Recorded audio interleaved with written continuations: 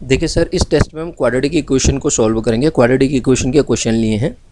उससे पहले ये मैंने कुछ बेसिक चीज़ें जो कि आपको सिस्टम ऑफ इक्वेशन का मैंने बता रखा है। लीनियर इक्वेशन है टू वेरिएबल में।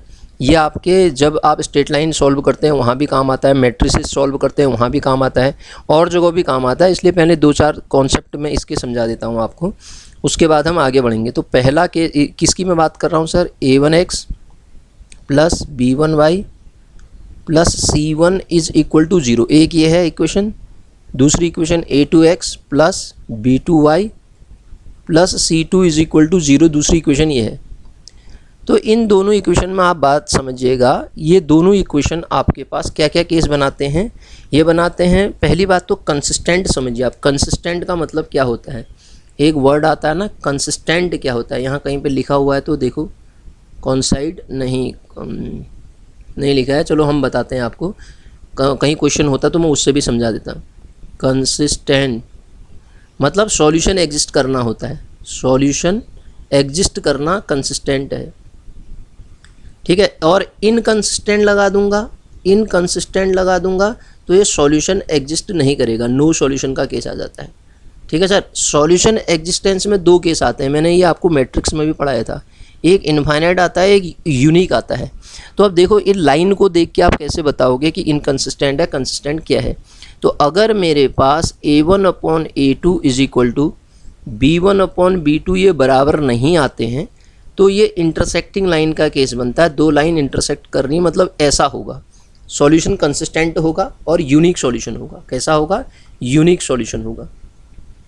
सेकंड केस की अगर मैं बात करता हूँ सर, सेकंड केस ध्यान से देखिएगा। अगर a1/a2 is equal to b1/b2 is equal to c1/c2, ये सब इक्वल आ जाते हैं, तो ये कॉन्साइड लाइन होती हैं। कॉन्साइड मतलब एक लाइन के ऊपर दूसरी लाइन। ये लाइन की इक्वेशन ऐसी होती है, ध्यान दीजिए, ये लाइन नहीं है, सेगमेंट है। लाइन में एरो लगता है दोनों साइड पे, ठीक है। तो ये लाइन जो है आपके पास एक के ऊपर एक आ गई, ये सॉल्यूशन भी कैसा होगा, इनफाइनाइट सॉल्यूशन का केस आ जाएगा। और इनफाइनाइट में कभी कभी वर्ड आता है ना, डिपेंडेंट सॉल्यूशन होता है ये क्योंकि इनफाइनाइट सॉल्यूशन निकाल तो नहीं सकते हैं, एक दूसरे पे डिपेंड का केस आता है वो। और सर जो तीसरा केस आता है, जब आप a1/a2 is equal to b1/b2 तो आ रहा है आपके पास, लेकिन c1/c2 के बराबर नहीं आ रहा है, तो ये पैरेलल लाइन हो जाती हैं। पैरेलल, एक लाइन ये है, एक लाइन ये है। तो अब ये 2 लाइन अलग अलग होगी, तो क्या नो सॉल्यूशन आया नहीं आया ये, तो नो सॉल्यूशन को ही आप इनकंसिस्टेंट कह देते हैं सर, ठीक है। ये बेसिक चीज़ें आपको पता होंगी, अगर नहीं भी पता है तो एक कॉपी में लिख लीजिए, बहुत जगह काम आएंगी आपके पास ये, ठीक है। ये बहुत जगह काम आती हैं, तो ये इसीलिए मैंने इस पे बेस्ड कुछ ऑब्जेक्टिव क्वेश्चन ले लिए हैं ये। अब आप इनको खुद चेक कर सकते हैं, मैं एक को सॉल्व कराता हूँ, बाकी सब एक जैसे ही क्वेश्चन हैं। देखो पहला क्वेश्चन अगर मैं बात करता हूँ, तो पहला क्वेश्चन क्या कह रहा है हमसे, ये कहता है पेयर ऑफ इक्वेशन है x - 2y और -5 इज इक्वल टू 0। पहले उसको फॉर्मेट में बनाऊंगा। और दूसरा 2x - 4y और माइनस, ये 1 गलत लिखा है इसमें, 10 देख के ही पता चल गया है, देखो 1 गलत लिखा है, 10 होना चाहिए।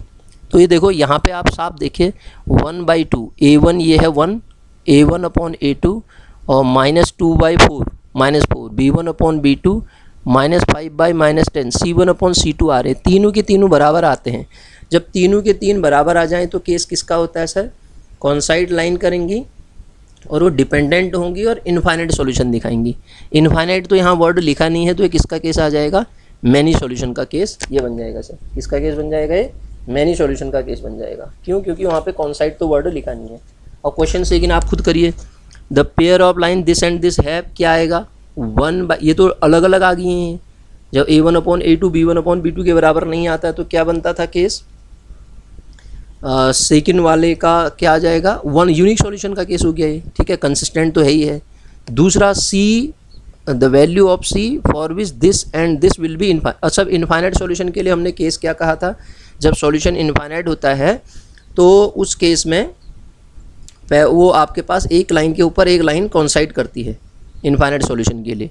और कॉन्साइड के लिए बराबर होना चाहिए किसकी value, c/6 is equal to -1/-2 बराबर आने से, तो c की वैल्यू 3 आ गई, तो इसका आंसर क्या आ जाएगा, 3 आ जाएगा। ये तो पढ़ा था। जब कॉन्साइड करेंगी, क्वेश्चन नंबर 3 को देखो, तो ये केस किसका होता है, A1/A2, B1/B2 और C1/C2 का केस होता है। तो मेरे इसी से काम चल गया, तो ये वैल्यू वहाँ से देखोगे वो भी उतना ही आना चाहिए। तीसरा तो यहाँ पे 0 ये क्या है, तीसरा क्या है यहाँ पे देखो -2 ये भी उतना ही आएगा ना, -2/-4 तो 1/2 ही आएगा, सही है वो। ठीक है, अगला देखो k की वैल्यू निकालो for which represent parallel line. अब पैरेलल लाइन का मतलब क्या हुआ, नो सॉल्यूशन। नो सॉल्यूशन का मतलब क्या होता है सर, A1/A2 B1/B2 के बराबर तो आई, मतलब 4/2 इज इक्वल टू -6/k तो आए -6/k, लेकिन वो इसके बराबर नहीं आएगा। देखो 1/7 के बराबर नहीं आएगा ना, 1/1। तो अब आप जब इसको सॉल्व करिएगा तो कितना आएगा 2, और k की वैल्यू -3। कोई ऑप्शन दिख रहा है इसमें, k की वैल्यू -3 आनी चाहिए ना, माइनस था ना, ऑप्शन ही नहीं लिखा है, गड़बड़ कर रखा है इसने। ठीक है, अगला देखिए, the line represented equation this and this are coincide. तो कॉन्साइड का केस क्या होता है सर, जब कॉन्साइड कर जाती हैं, क्वेश्चन नंबर कौन सा है, क्वेश्चन नंबर 9 देखो, कॉन्साइड अभी तो लिखा रखा है उसी में, देखिए आप कॉन्साइड अगर आपके पास मिल जाता है तो क्या आता है, यहाँ कोई ऑप्शन है कॉन्साइड, मतलब ये वो लाइन एक के ऊपर एक, इनफाइनाइट सॉल्यूशन का केस आ गया ना। अगला क्वेश्चन देखिए, the pair of equation this has, इसमें तो आप खुद सॉल्व करिए इसको, फिर वही कंडीशन लगाइए। कंडीशन लगाएंगे तो आप देखेंगे A1/A2 B1/B2 तो दिख रहा है मुझे, लेकिन C1/C2 के बराबर नहीं है, क्योंकि ये 6 और ये 2। हाँ, तो जब ऐसा आ जाता है तो केस क्या बनता है, नो सॉल्यूशन का केस बनता है। ठीक है, pair of line equation is consistent then the line will be, consistent है तो इसका मतलब इंटरसेक्ट करेंगी और कॉन्साइड भी करेंगी। कॉन्साइड दो ही केस बनते हैं ना उसमें, इनफाइनाइट सॉल्यूशन या यूनिक सॉल्यूशन। तो इनफाइनाइट में तो कॉन्साइड करेंगी और यूनिक में आपकी इंटरसेक्ट कर जाएंगी।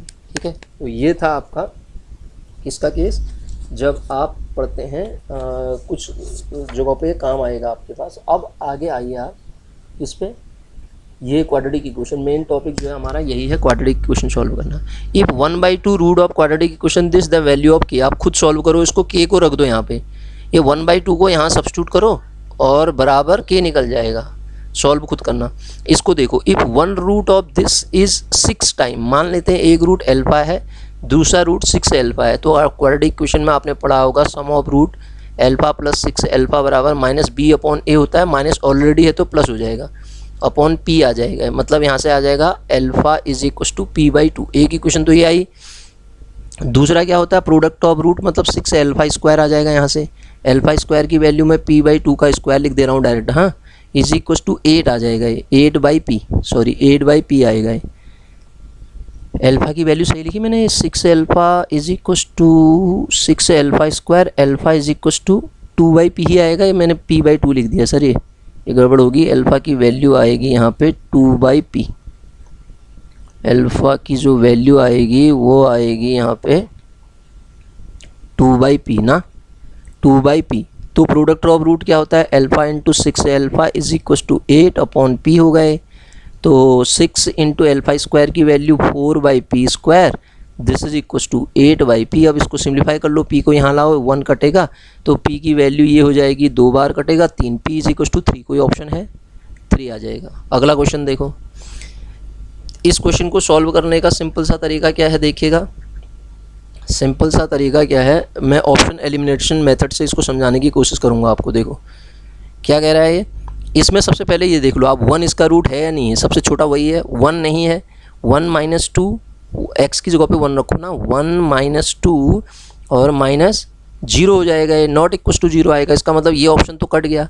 अगर मैं r को चेक कर लेता हूँ तो अगर r भी नहीं है तो ये भी हट जाएगा, 2 हट जाएंगे। r देखो, क्योंकि मुझे दिख रहा है r भी नहीं होगा इसमें, r² - 2r -r² + 1, तो ये r भी नहीं, तो इसका मतलब ये ऑप्शन भी हट गया। अब आप देखो दोनों में 1 - r और 1 - r कॉमन है, तो आपको उसको चेक करने की ज़रूरत नहीं है। ठीक है, वो तो होगा ही होगा, इसके रूट में 1 - r तो होगा ही होगा, केवल आप r + 1 को देख लो। अगर ये हो गया तो ऑप्शन ये आ जाएगा, नहीं तो फिर r - 1 भी चेक करना पड़ेगा।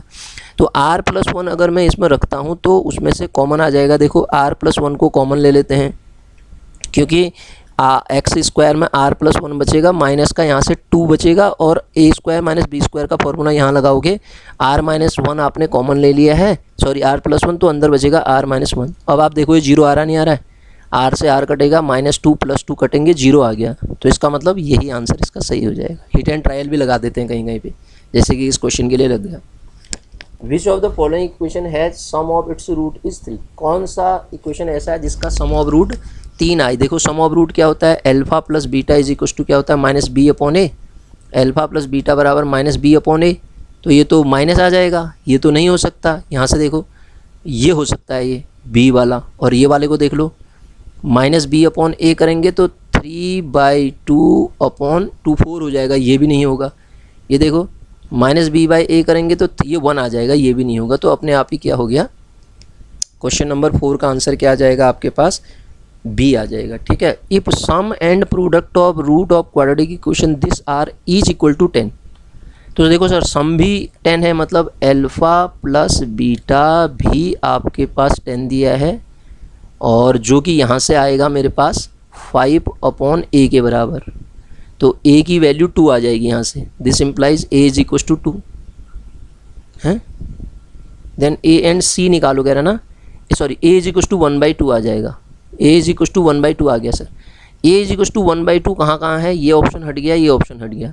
अब इसका मतलब इसका a इज इक्वल टू 1/2 रखा आपने। c निकालने के लिए प्रोडक्ट ऑफ रूट निकालो, alpha beta is equal to यहाँ से कितना आएगा, c/a। c/a की वैल्यू किसके बराबर दी है, 10 दिया है ये भी, और a की वैल्यू आपने 1/2 निकाल ली। 2c इज इक्वल टू 10, तो c इज इक्वल टू 5। तो ऑप्शन कौन सा आ जाएगा, C5 आ रहा है। हाँ, तो इसका बी ऑप्शन करेक्ट हो जाएगा। 5th का क्या आ जाएगा, बी आ जाएगा। ठीक है, आप समझ रहे हैं ना। अरे होंगे, मैं इसलिए स्पीड में पढ़ा दे रहा हूँ आपको इनको। तो बहुत आसान क्वेश्चन है, लेकिन आते हैं ऐसे क्वेश्चन, रिवीजन हो जाएगा आपका। द रूट ऑफ इक्वेशन इतना आर। अब सर ये क्वेश्चन तो कराने लायक नहीं है यार, आप रख के देख लो, जो सेटिस्फाई कर रहा है वो रूट हो जाएगा। ठीक है, अगला देखो, if root of this are in ratio 1:3। ये देखो, ये अच्छा क्वेश्चन है। रूट क्या है, 1:3 में। मान लेता हूँ एक x है तो दूसरा कितना है, 3x है, ऐसे ही तो मानते थे। Then the value of k is equal to, k की वैल्यू क्या होगी। तो सर अगर आप ये देखते हैं तो इन दोनों का सम कर दो पहले, 3x + x 4x आ जाएगा। सम ऑफ रूट यहाँ से कितना आएगा, -k/1 -k आ जाएगा। इसका मतलब x की जो वैल्यू आ जाएगी -k/4 आ गई, ख़त्म कहानी। और प्रोडक्ट ऑफ रूट करोगे तो कितना आएगा, प्रोडक्ट ऑफ रूट आएगा 3x²। एक x है तो दूसरा 3x होगा ना, क्योंकि उसमें प्रोडक्ट ऑफ रूट 3x²। यहाँ से कितना आएगा, 12 आ जाएगा। मतलब x² इज इक्वल टू कितना आ गया, 4, और x² मतलब k²/16 इज इक्वल टू आपके पास 4 आ गया ना। ये 3 बार कटेगा ना, तो k² इज इक्वल टू कितना आ जाएगा, 48 ना सॉरी 64 आएगा ना, 64। तो यहाँ से वैल्यू कितनी आ जा रही है, k की वैल्यू क्या आ जा रही है, +-8। क्वेश्चन नंबर 7 का आंसर +-8 आना चाहिए मेरे ख्याल से। ठीक है, अगला क्वेश्चन देखो, विच ऑफ द, देखो ये बड़ा अच्छा क्वेश्चन है। इसमें कह दे रहा है कि क्वाड्रेटिक इक्वेशन कौन नहीं है। आपको देख के ऐसा लग रहा होगा कि ये सर ये इसको अंदर मल्टीप्लाई करें और यहाँ अंदर मल्टीप्लाई करें तो पावर 2 बन जा रही, तो ये भी 2 बन रही है, ये भी 2 बन रही है, क्वाड्रेटिक। ये तो ये हो सकता है यही वाली क्वाड्रेटिक इक्वेशन आ जाए, कट जाते हैं ना वो। ठीक है, तो कौन नहीं है, अगर आप चेक करोगे तो ये देख के अंदाज़ा मत लगा लेना कि क्वाड्रेटिक इक्वेशन हमेशा पावर 2 दिख रही तो क्वाड्रेटिक हो जाएगी। लेफ्ट हैंड साइड में अगर टर्म एलिमिनेट हो गए तो, जैसा कि इस क्वेश्चन में है, आप देखोगे तो जैसे इसी को आप देखोगे तो इसमें दिख रहा है मुझे, ये दिख रहा है, ये क्वाड्रेटिक इक्वेशन नहीं है। x² - 5x + 3 is equal to कितना आएगा, देखो x² - 4 a + b a - b है ना, ये और ये कट गया, देखो लीनियर बन गई है। तो यही इसका आंसर आ जाएगा, और वो चेक करना क्वाड्रेटिक आएंगी।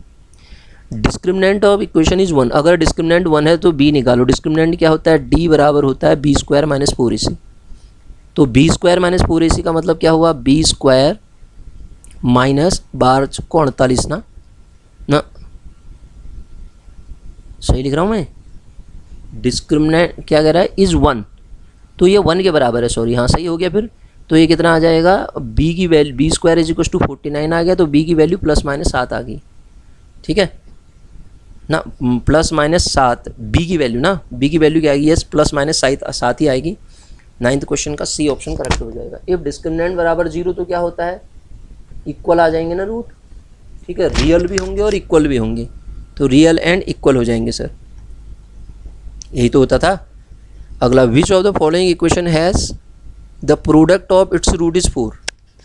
प्रोडक्ट क्या होता है sir, alpha into beta, B upon A होता है, सॉरी सी अपॉन ए होता है वो, सी अपॉन ए। इसको देखो ये भी 4 आ रहा है, यहाँ से देखो -4 आ रहा है, ये तो हो नहीं सकता, यहाँ भी माइनस आ रहा है, ये भी नहीं हो सकता, यहाँ भी माइनस आ रहा है, ये भी नहीं हो सकता, तो ऑप्शन ए अपने आप ही सही हो गया।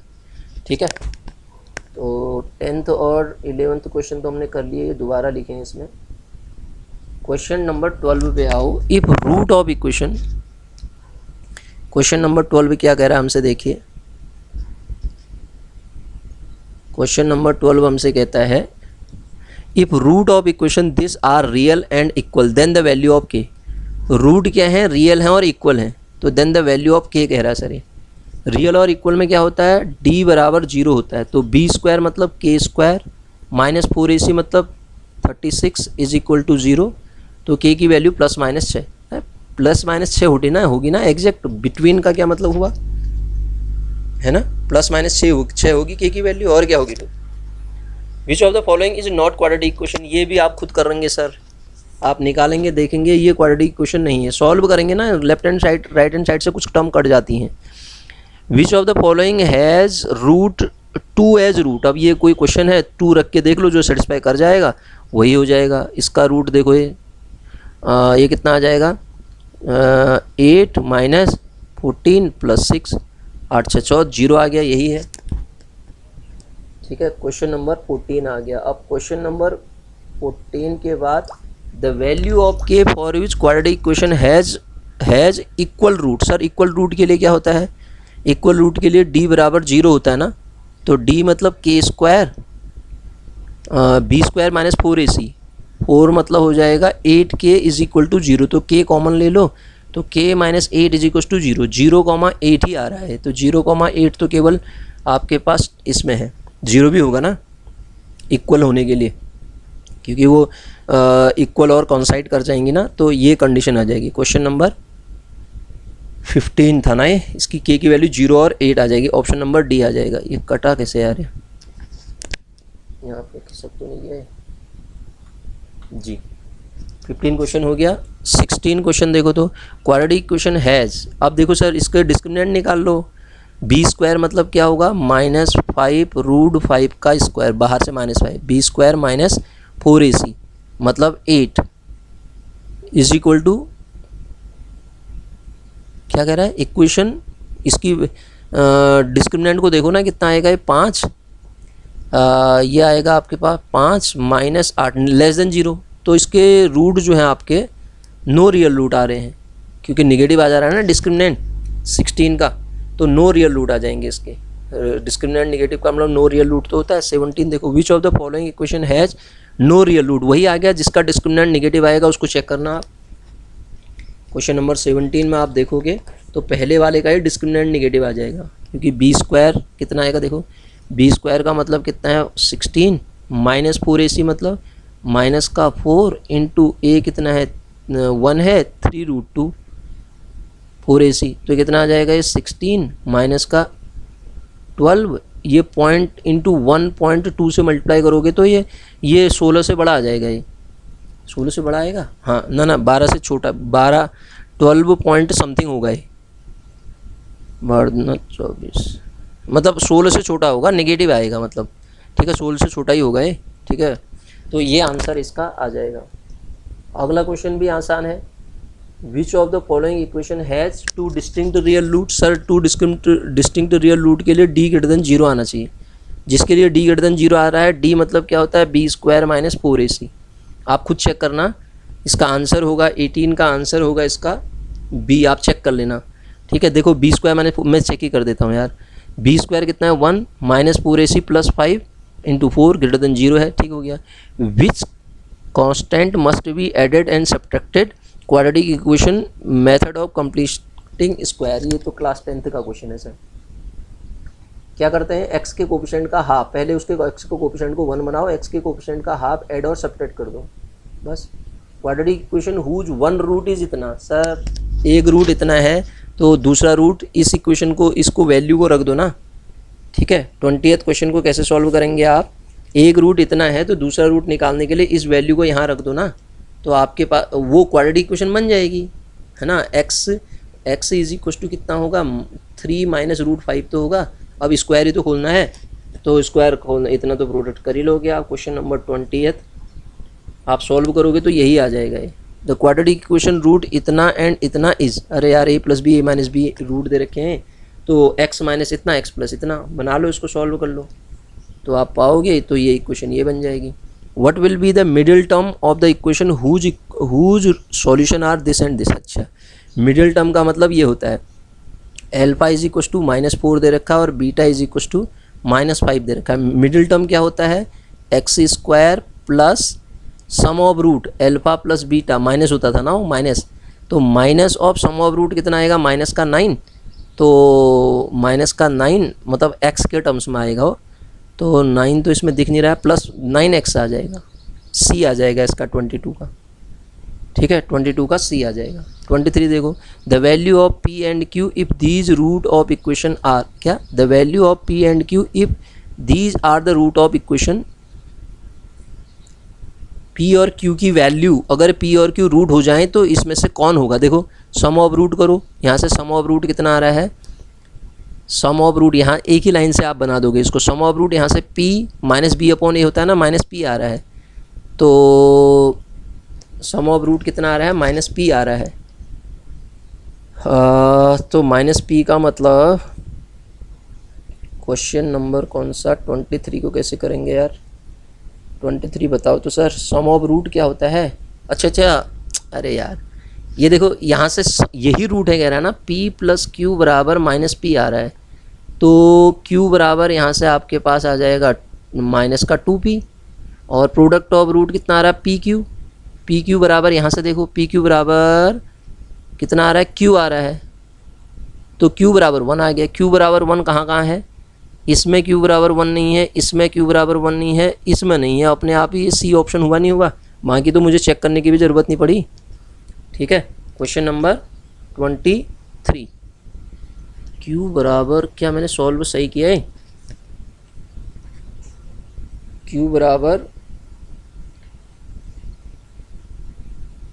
प्रोडक्ट ऑफ रूट्स कैसे करते हैं, product of root sum of root, तो p प्लस क्यू, एक बार और देख लेता हूँ, p प्लस क्यू बराबर माइनस का p आ रहा है, और प्रोडक्ट ऑफ रूट में कितना आ रहा है सर, प्रोडक्ट ऑफ रूट तो यहाँ से पी क्यू आएगा, पी क्यू बराबर, यहाँ कौन सा क्वेश्चन था यह ना, पी क्यू बराबर ये तो आ रहा है, क्यू तो है, तो पी बराबर तो 1 आ रहा है यहाँ से, पी बराबर 1 आ रहा था ना, पी बराबर 1 कहाँ नहीं है, अच्छा पी बराबर 1, तो पी बराबर 1 आ रहा है, पी बराबर 1 आ रहा है, सब में है पी बराबर 1, मैंने काटने नहीं चाहिए थे, अभी क्यू लिख दे रहा हूँ मैं उसको, पी बराबर 1 आ रहा है ना, यहाँ से क्यू से क्यू कैंसिल होगा, मैंने क्यू लिख दिया ना, पी बराबर 1 आ रहा है।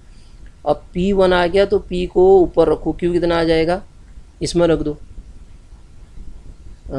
P की वैल्यू 1 आ गई, तो 1, तो Q बराबर -2, Q बराबर -2, ये ऑप्शन तो A ही दिख रहा है। ठीक है, 23 का A ऑप्शन करेक्ट हो जाएगा सर। ठीक है, अगले क्वेश्चन पे आओ, ये देखो इतने आसान क्वेश्चन हैं, ये आते हैं एग्जाम में। If -4 is root of equation इतना एंड क्वाड्रेटिक इक्वेशन इतना has equal root, the value -4 इसका रूट है कह रहा है, और ये क्वाड्रेटिक इक्वेशन जो है आपके हैज़ इक्वल रूट, दोनों के रूट इक्वल भी हैं कह रहा है, तो आपसे किसकी वैल्यू निकालो कह रहा है, k की वैल्यू निकालो कह रहा है। ये ज़रा अच्छा क्वेश्चन है। -4 अगर इसका रूट है तो पहला काम तो मुझे -4 इसमें रखना पड़ेगा, तो जब मैं -4 इसमें रखूँगा तो मुझे क्या मिलेगा, 16 और -4p माइनस का 4 इज इक्वल टू 0, इसका मतलब माइनस का 4p is equal to negative का 12 आएगा, p की वैल्यू 3 आ जाएगी। पहला काम ये हो गया, तो p की वैल्यू 3 आई, p की वैल्यू आपके पास क्या आ गई, 3 आ गई। तो अब इसके रूट और उसके रूट बराबर हैं कह रहा है, इसके ये दूसरी इक्वेशन क्या दे रखी है, x² plus px plus k, मतलब x² plus 3x plus k आ गया ये। ठीक है, तो इसमें रूट्स क्या है कह रहा है, इक्वल रूट। इक्वल रूट में क्या होता है, डिस्क्रिमिनेंट 0 रखते हैं, तो डिस्क्रिमिनेंट 0 रखोगे तो b² कितना आएगा, 9, b² minus 4ac minus 4k बराबर 0, तो k की वैल्यू आपके पास सीधे आ गई 4k, तो b² माइनस 4ac ना, k² इतना आ रहा है, तो plus minus 3/2, sorry b² minus 4ac, sorry k ही आ रहा है 9/4, 9/4 ऑप्शन ए हो जाएगा। ठीक है, 24 का ऑप्शन ए हो जाएगा। अगला 25 देखो, if equation has real and distinct root. Sir बताओ, रियल और डिस्टिंक्ट रूट में ऊपर वाला ही क्वेश्चन नहीं हो गया, डी ग्रेटर देन 0 होता है ना, तो डी कितना आएगा, बी स्क्वायर मतलब 16 माइनस 4ac, माइनस 4ac का मतलब 4k ग्रेटर देन 0, इसका मतलब आपका यहाँ से 16 ग्रेटर देन 4k हुआ, या 4k आपका लेस देन 16 आपने करा तो k less than 4, k less than 4, ये ऑप्शन आपका आ जाएगा। सिंपल सा क्वेश्चन है। The root of equation where p is a constant, इसके रूट क्या होंगे कह रहा है। सर इसको चेक करने के लिए आपको क्या करना है, हिट एंड ट्रायल अपनाना पड़ेगा। 26 वाले क्वेश्चन के लिए हिट एंड ट्रायल अपनाना पड़ेगा। पहले देख लो आप p है, अगर p रूट है तब तो ये दोनों को चेक करूँगा मैं, p नहीं है तो ये हट जाएगा। p इसको सेटिस्फाई कर रहा है नहीं कर रहा है देख लेते हैं पहले हैं। एक क्वेश्चन इससे पहले भी तो बताया था ऊपर, इनको चेक करने का तरीका यही होता है। सबसे पहले आप देख लो p है या नहीं है।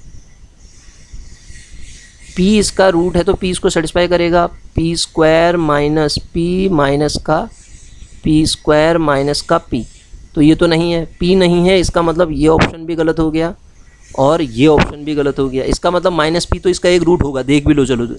माइनस p कैसे होगा, देखो p square plus p minus का p स्क्वायर माइनस का p, देखो कट रहा है ना माइनस p, तो अब इसमें 2 दे रखे ना, ये क्वेश्चन वही वाला हो गया ना। अब p+1 को चेक करना पड़ेगा आपको, किसी एक को चेक कर लो, p+1 इसको सेटिस्फाई कर जाएगा, ऊपर वाला ही तो क्वेश्चन है, उसी फॉर्मेट का है, मतलब वहाँ पे भी ऐसा ही दिया था। One root of quadratic equation this is one of the root. Sir ये क्वेश्चन मैं बताऊँगा नहीं, कैसे करेंगे रख के देख लो ना। ठीक है, if 2 is the root of equation this, अगर 2 इसका रूट है, कितने क्वेश्चन है इसमें क्यों आ रही है, बहुत दिख रहे हैं यार। If 2 is the root of equation this then the value of k, अगर 2 इसका रूट है तो 2 सेटिस्फाई कर जाएगा इसको, है ना। 2 इसका रूट है तो 2 इसको सेटिस्फाई करना चाहिए। फिर 2x स्क्वायर, इक्वेशन यही है ना। मैं क्या करूँगा इसमें सर, 4 2 जा 8 सीधे लिख रहा हूँ मैं, माइनस k+1 इंटू 2 और प्लस का 5k-3 इज इक्वल टू 0। तो देखो सॉल्व करो, 8 माइनस 2k माइनस का 2 प्लस का 5k और माइनस का 3। ठीक है, तो ये कितना आ जाएगा आपका, देखो माइनस का 5, ये 5 आ गया और 2k ये है और 5k ये है, तो माइनस का 3 आ रहा है यार। 5/3 तो इसमें ऑप्शन ही नहीं दिख रहा कोई, कहाँ कौन सा क्वेश्चन था ये, क्वेश्चन कौन सा था सर ये, 28 ना। अरे 5k माइनस 3 कहाँ लग गया मेरा, 8 माइनस 2k, ये गड़बड़ कर दी शायद मैंने। 8 माइनस k मतलब 2k, 2 भी है बार, माइनस 2 और प्लस का 5k माइनस का 3, माइनस का 3 सही तो कर रहा था। 8 3 2 5 हो गया, अच्छा 3 आएगा ना 3, और यहाँ से कितना आ जाएगा, इससे देखो प्लस का 5 में से 2 कैंसिल करो तो 3k, तो k बराबर -1 आ रहा है सर, यही दिख रहा है यहाँ पे। 28 का क्या आ जाएगा, डी आंसर सही हो जाएगा। इफ देखो दो नंबर हैं, उनके रेसिप्रोकल का सम ग्रेटर इक्वल देन 2 होता है सर, करा रखा है मैंने आपको, सॉल्व करके भी देख सकते हो आप। ये इक्वेशन है ना, if equation then the value of इतना, हमेशा होता है वो, 2 नंबर के रेसिप्रोकल का सम ग्रेटर इक्वल देन 2 होता है, या तो 2 से बड़ा होगा, तो मुझे चेक करने की ज़रूरत भी नहीं है इसमें। ठीक है ना, तो देन द वैल्यू ऑफ ये कह रहा है। एक तो तरीका आप वहाँ से ऊपर से निकाल के देखो रख दो, नहीं तो आप याद रखो इस बात को, which of the following is the root of equation. अरे यार सर इसमें से रख के देख लो, जो सेटिस्फाई करेगा वो रूट हो जाएगा। एक कोई क्वेश्चन है, the value of k for which this is has real of its root. अब देखो रियल रूट के लिए क्या होना चाहिए, ग्रेटर इक्वल देन 0 होना चाहिए ना, डिस्क्रिमिनेंट ग्रेटर इक्वल देन 0 होना चाहिए। तो मतलब b स्क्वायर माइनस 4ac की वैल्यू ग्रेटर इक्वल देन 0 होनी चाहिए। तो b स्क्वायर मतलब 4 माइनस 4 मतलब 12k ग्रेटर देन 0। अभी तो करा था वही क्वेश्चन जैसा आ गया है। तो 4 is four is greater than 12k, मतलब हुआ आपका 12k लेस देन 4 भी लिख सकते हो आप इसको। तो k is less than 1/3, k की value less than equal to भी आएगा। हाँ सर, इसमें k is less than equal to 1/3, तो इसका ऑप्शन, क्योंकि ग्रेटर इक्वल देन 0 आता है ना, इक्वल रूट भी तो उसी में आ जाएंगे रियल में। समझ रहे हैं आप मेरी बात को। 32 question, if root this are equal in magnitude but opposite in side, इसके रूट मैग्नीट्यूड में इक्वल हैं, अपोजिट साइन के हैं, है ना, रूट अपोजिट साइन के हैं, तो अपोजिट साइन के इक्वेशन क्वाड्रेटिक है सर। क्वाड्रेटिक इक्वेशन में रूट एक मान लेते हैं अल्फा है और दूसरा माइनस अल्फा है, तो इस इक्वेशन को कैसे लिखोगे, x plus alpha x minus alpha लिखोगे, ठीक है ना। रूट को ऐसे ही तो लिखा जाता है, और वो किसके इक्वल कंपेयर कराओगे, यहाँ से जब आएगा एक्स स्क्वायर, इसको जब सॉल्व करोगे कितना आएगा, X square minus alpha square हुआ है A plus B A minus B, वो किसके बराबर आना चाहिए, इसके बराबर, A X square plus B X plus C. समझ रहे हो ना क्या कर रहा हूँ मैं। रूट क्या है, इक्वल और अपोजिट है, तो यहाँ से ये आएगा, ये और ये एक ही होंगे फिर। अब तो कंपेयर करा दो, एक्स की वैल्यू कितनी आ गई, ए की वैल्यू 1 आ गई, और कांस्टेंट टर्म की वैल्यू कितनी आ गई, C is equal to minus alpha square. ऐसा क्या बन रहा है, सी इज इक्वल टू, अब सेटिस्फाई करना पड़ेगा ना, L H S R H S को रख के सी इज इक्वल टू तो माइनस अल्फा स्क्वायर आ रहा है ना, A is equal to 1, C is equal to minus alpha square आ रहा है मेरा। तो अब इसमें रख के चेक करना पड़ेगा आपको कौन कौन सा सेटिस्फाई कर रहा है, C is equal to minus alpha square को। तो इसका मतलब C is equal to minus alpha square होने के लिए बी की वैल्यू क्या होनी चाहिए, 0, तभी तो आएगा। देखो बी की वैल्यू जब 0 होगी तो C equal to minus alpha square तभी तो आएगा, ए इक्वल टू 1 है तो बी की वैल्यू 0 होगी, तो अपोजिट साइन देन तो बी बराबर 0 होगा। सर इसका आंसर बड़ा अच्छा क्वेश्चन है यार, बी बराबर 0 हो जाएगा इसका, ठीक है, वैल्यू क्या हो जाएगी, बी बराबर 0 हो जाएगी। तो ऐसे इन क्वेश्चंस को हम डील करेंगे सर।